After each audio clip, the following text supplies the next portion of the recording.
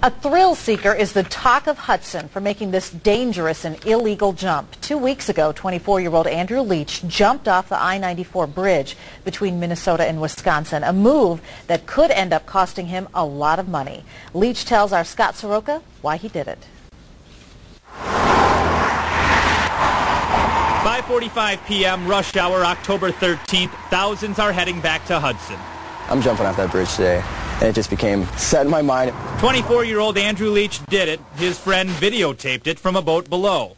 I was just up and over, no hesitation.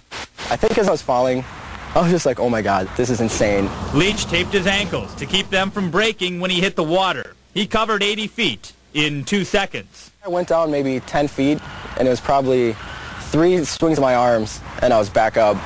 Now, Leach was in a tough spot, not because he was 80 feet below the interstate bridge, because he was between Minnesota and Wisconsin, meaning a dozen different departments responded to that call, jumper in the water.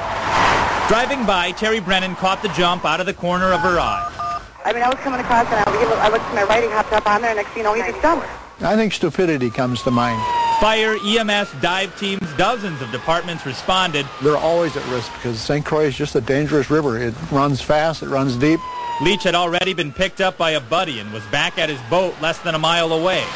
And I decided, you know what, I'm going to skip town. I don't even want to be around here. There's cops everywhere, and I was kind of nervous. Leach decided to do the right thing. He walked into a gas station, called 911.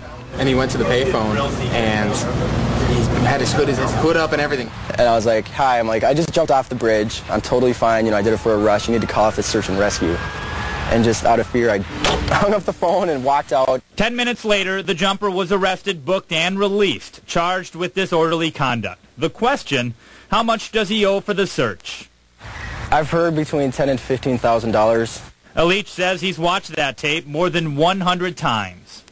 It still brings a smile to my face, and it probably always will. It'll be something I can show my kids and say, you know what, your dad used to be cool. I don't know if I'd even do it again. Scott Soroka, 5 Eyewitness News.